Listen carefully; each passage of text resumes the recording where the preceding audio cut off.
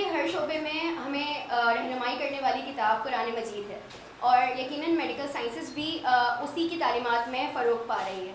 تو اس پروگرام کا آغاز بھی ہم اسلامی تعلیمات سے کریں گے، جس کے لیے میں انوائٹ کرنا چاہوں گی عالمگیر ویلفیئر ٹرسٹ کے شریعہ بورڈ کے ممبر مسٹر عبداللہ کو۔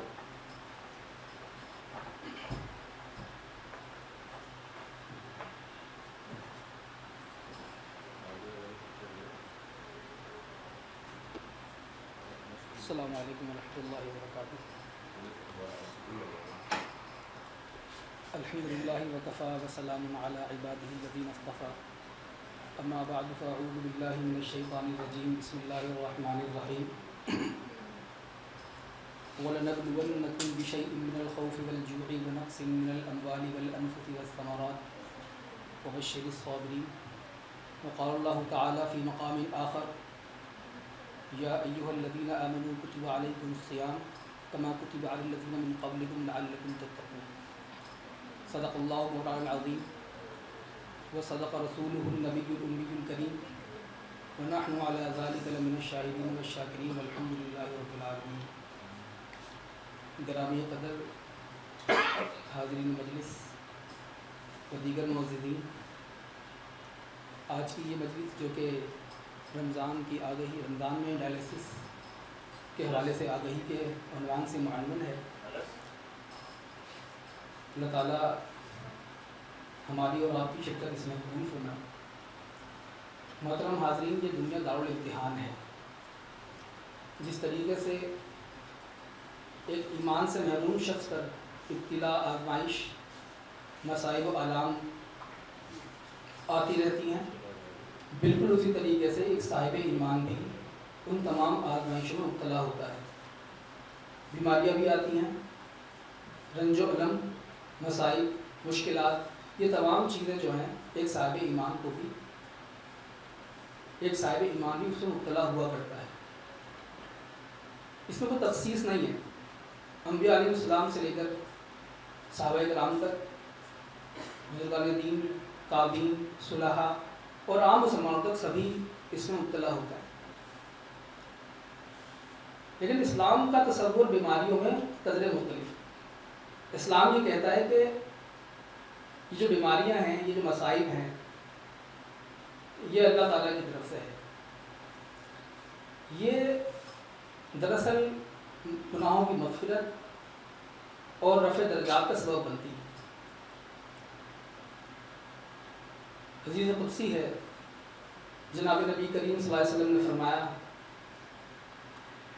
کہ اللہ تعالیٰ فرماتا ہے کہ خود میری عزت و جلال کی قسم، میں جب کسی شخص کی مغفرت کا ارادہ کرتا ہوں تو میں اسے دنیا تک اس وقت تک نہیں نکالتا جب تک کہ میں اس کو کسی بدنی بیماری مبتلا کر دوں یا رزق کی تنگی مبتلا کر دوں اور اس کے گناہوں کو صاف کر دوں، پھر اس کو دنیا سے نکالتا ہوں۔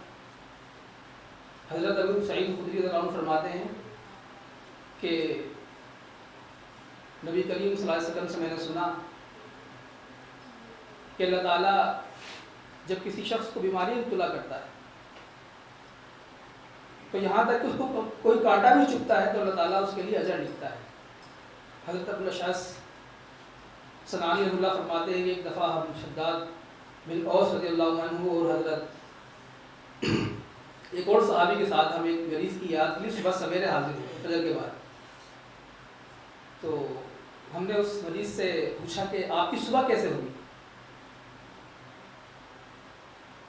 فرمایا کہ اللہ کے فضل سے صبح کی۔ حضرت شداد نے ان سے فرمایا کہ میں نے نبی کریم صلی اللہ علیہ وسلم سے سنا ہے کہ جب کوئی مریض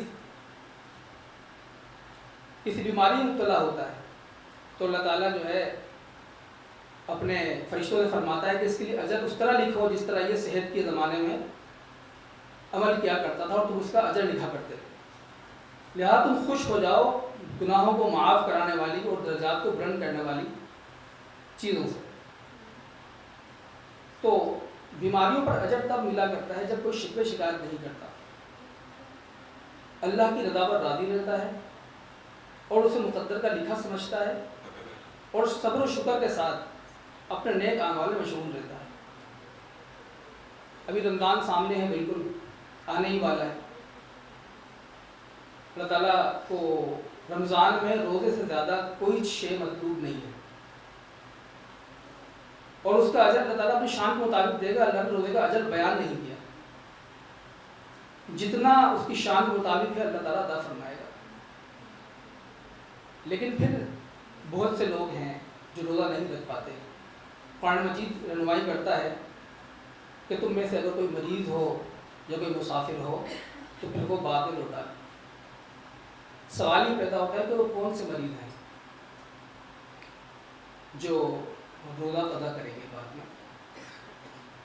فرمایا کہ وہ مریض جن کو ایسا مرض لاحق ہو کہ اگر وہ روزہ رکھیں گے تو ان کی جان پر مشکلات پیش آئیں گی، یعنی جان جا سکتی ہے، یا وہ ایسی چیز کی طرف نکل جائیں جس سے بعد میں ان کی جان چل جائے، فوری طور پر نہ نکلے تو ایسا مرض جو ہے وہ ان کو روزہ قضا کرنے کی اجازت دیتا ہے۔ یا کوئی ایسا بڑا شخص جو اگرچہ کسی مرض میں مبتلا نہ ہو،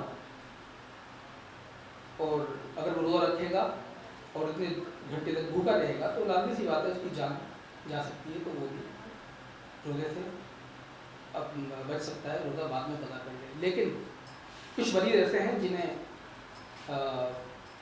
روزہ بعد میں قضا بھی نہیں کر سکتے، یا اتنا بوڑھا ہو گیا کہ وہ بعد میں بھی قضا نہیں کر سکے گا، تو پھر قرآن مجید یہ فرماتا ہے کہ وہ فدیہ ادا کرے۔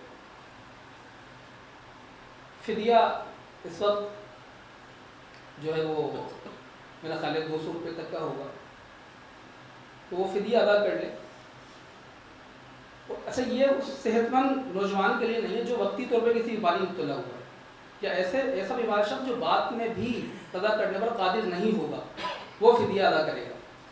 اچھا، پھر اس میں یہ بات بھی ہے کہ اگر وہ فدیہ ادا کر چکا، اس کے بعد وہ اللہ نے اس کو صحت عطا فرمائی، اللہ قادر ہے ہر بات، صحت مند ہو گیا، تو اب وہ پھر سے روزے رکھے گا۔ جتنے روزے اس نے قضا کیے تھے وہ تمام روزے قضا کرے گا اور فدیہ اس کا صدقہ ہو جائے گا۔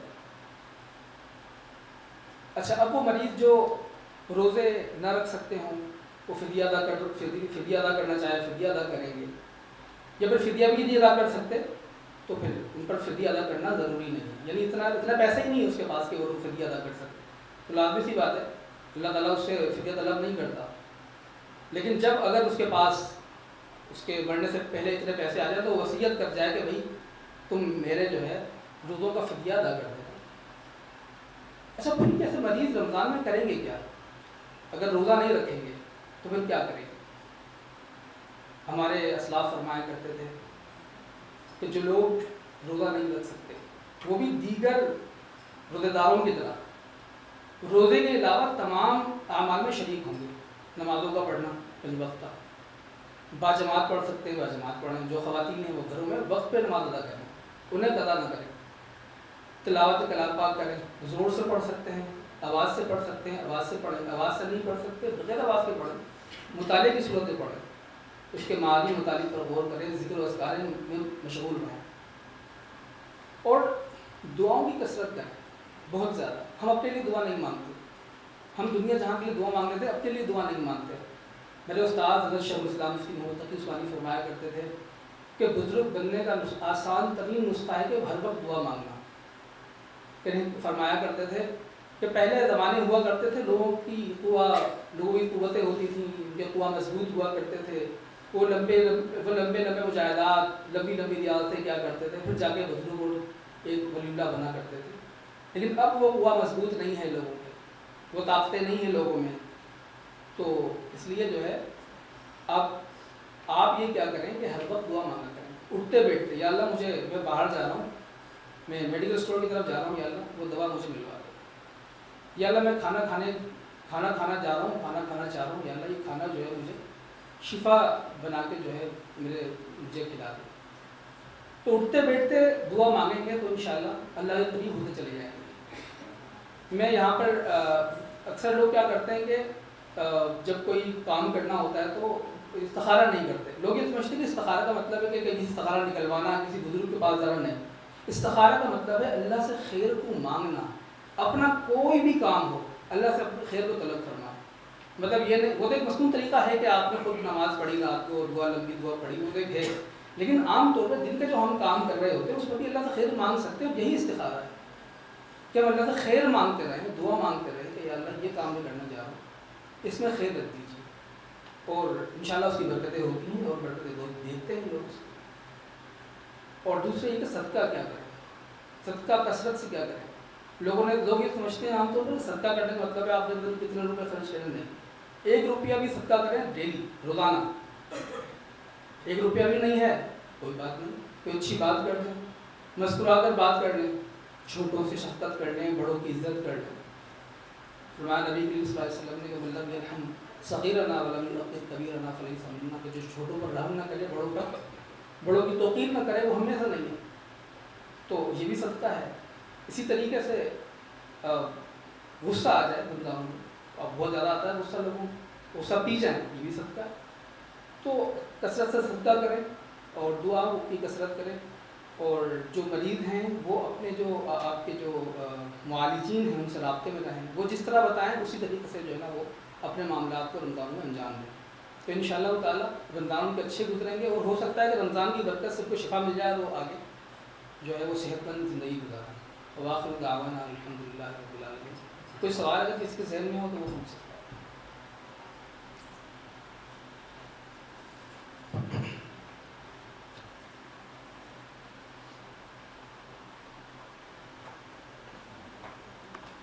کیا اس سیشن سے ریلیٹڈ کسی کا کوئی سوال نہیں ہے؟ ٹھیک ہے. السلام علیکم.